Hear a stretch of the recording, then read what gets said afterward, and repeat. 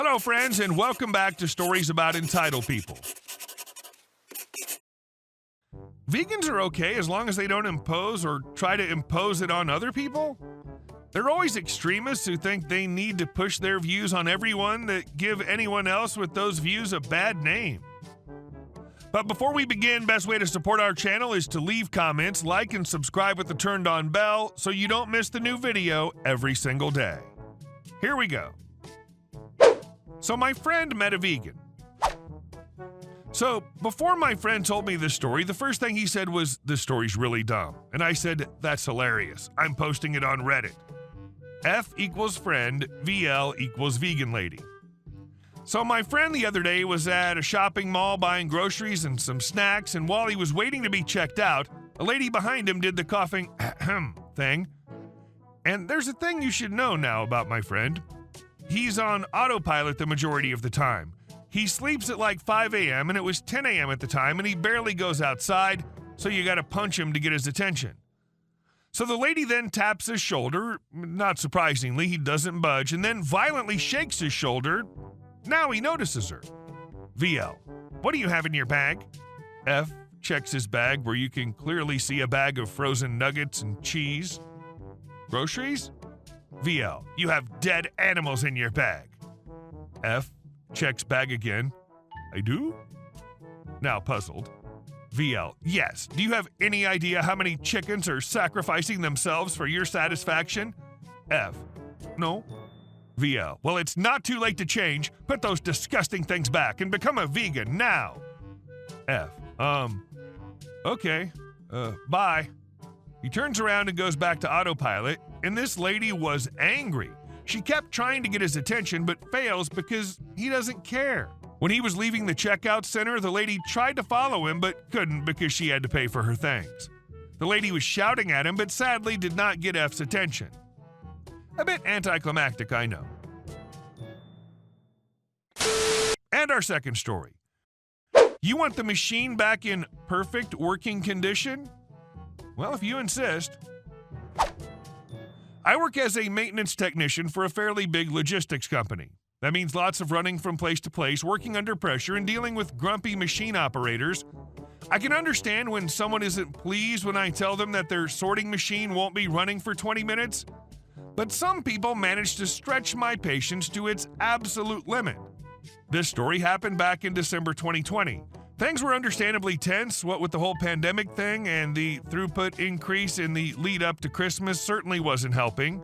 The whole thing took place during a horribly understaffed night shift where I only had one other technician backing me up. Normally, there's 3 to 4 techs working the night shift. We get a call from one of the emergency telephones that one of our sorting machines broke down, so I get on my work bicycle and ride the mile or so to the other end of the facility where the machine in question is located. Now it's time to meet the antagonist of this little crap show. Let's simply call him Operator. Operator was standing next to his machine, tapping his foot impatiently as I arrived. I'd never seen him before and figured he must be new or something. I didn't even get out the usual, "Hey, what seems to be the problem here?" before he began. "It's about time you showed up." I blinked in surprise. "Pardon me?" "I said it's about time you show up. This thing just won't start up again, and I've been waiting here for 3 minutes. Which is a very reasonable response time considering me and my colleague and I were doing the work of 4 people. "Well, all right, we're a little short-staffed here, so things might take a bit. Can you tell me what the problem is?" I say, getting off my bike. "I just told you, it won't start. Are you slow or something?" Trying not to lose my composure, I ask, "Has the machine made any unusual noises before it stopped?" Operator shrugs with an exasperated sigh. It suddenly began rattling real loud over there, waves in the general direction of the back end of the machine. "Seriously, isn't your job to diagnose stuff like this? I didn't study economics to be telling a technician how to do his job. I need to get this stuff done by 5 a.m. so I can go home." Company policy, time-critical stuff has to be taken care of, even if you have to stay longer. Overtime will be compensated, but it's still a bummer.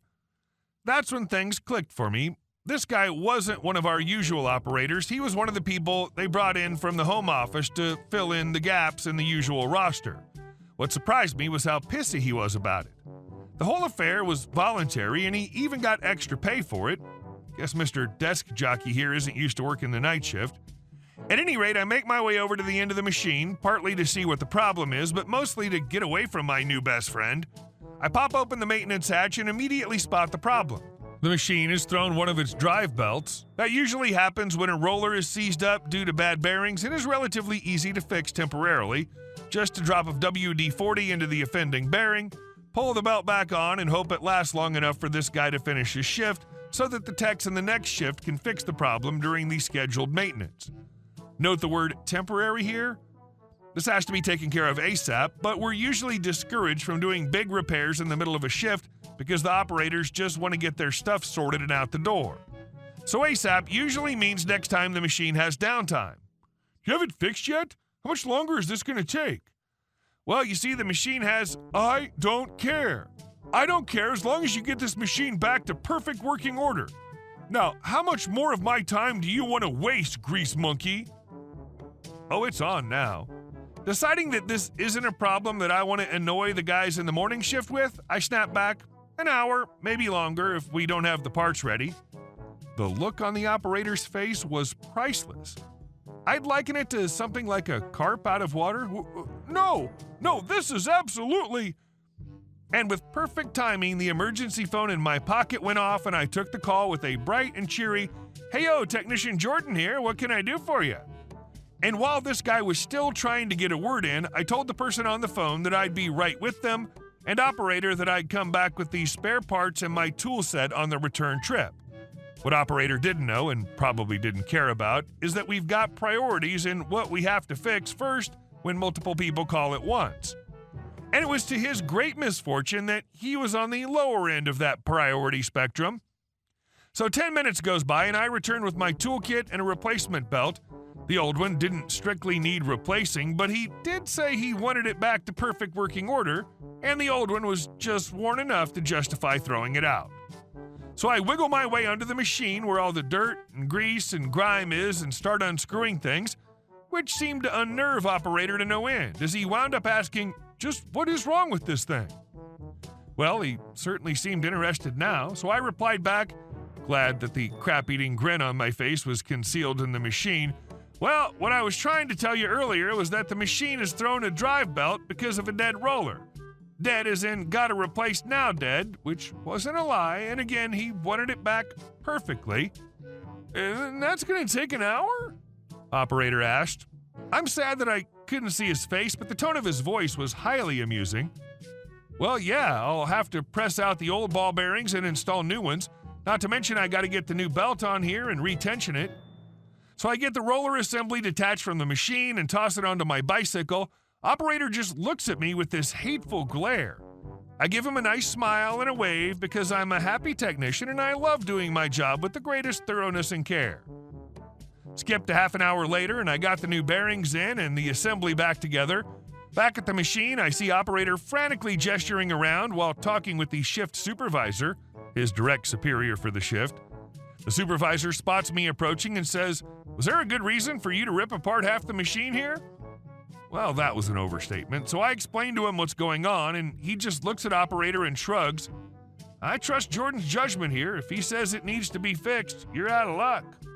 Operator just looks at me and goes, "I'll make sure your boss hears about this." Hears about what? That I'm doing my job?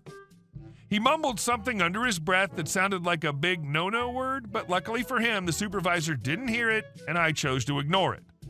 So I get into my groove, do my technician thing, and 55 minutes after the whole ordeal began, I was done. Ain't I nice? I even hurried up and beat my estimate of an hour. So I proudly tell him that he can start his machine up again. He does, and it runs as smoothly as you would expect. He just looks at me with a mixture of disgust and defeat and just nods. By now it was 4 a.m. and he was looking at least an hour overtime. I documented the whole thing in the maintenance report, and when my boss asked me about it, I told him that the operator wanted it back, and I quote, "in perfect working condition." I even kept the old bearings to show my boss how seized up they were. Boss was satisfied with my work and told me I did a good job. Moral of the story, don't call me Grease Monkey, and don't tell me you want something done perfectly, because I can either do quick or perfect, and you might regret your choice later on. And our last story. Can't sell my house. We were trying to sell our townhome. We went through all the processes and such. We get through 3 attempts and months of hell to finally getting there. My lender, who's also my buyer's lender, calls me up. Hey, do you know anything about the litigation? Me. What litigation? Him. Your HOA is suing the builder. Me. Do you have the case number? Numbers. Computer typing. Cursing. Lots of cursing. These effers are suing the builder and all the subcontractors. Not suing someone who did something. No, suing everybody. Which, hey, the judge will see that, so why did this pop up? Because they lied on the documents for the loan. So here's the fun part. Several houses have sold over the last year. My lender told me that with this type of lawsuit, it's a hard stop on all loans, so they've lied on many documents. It started over a year ago. Once I get my living situation sorted, I look forward to snitching with all the righteous fury I have. Edit. So the plan was to snitch. Not sure who I'd tell. Would have been nice. Oh well, I ended up being able to sell, not until the market flipped upside down though. Made a nice profit, like double the value. I was looking into the lawsuit and the judge kept removing defendants. They sued everyone involved in building the homes. Well, that doesn't work in the eyes of the law. This wasn't some mob deal with everyone on the take. They have almost no case. The loan agents told me it can take years to conclude. So what did we do? The market was a seller's market, cash buyers only. They don't need to do pesky loan crap. The HOA I last heard is struggling. The area is dive bombing, crimes going up, values going down. We slipped away at just the right time. Last time I drove through, there was a random porta potty in the middle of the complex, so yeah, no personal vengeance, but karma seems to be doing its job. Oh, and I had to have renters for a year and some change. They were great. HOA didn't like them, but not my problem. Kept rent low, and they were able to save and buy a home. That's all, folks. Hey guys, thank you all for watching the video. I'll see you in the next one.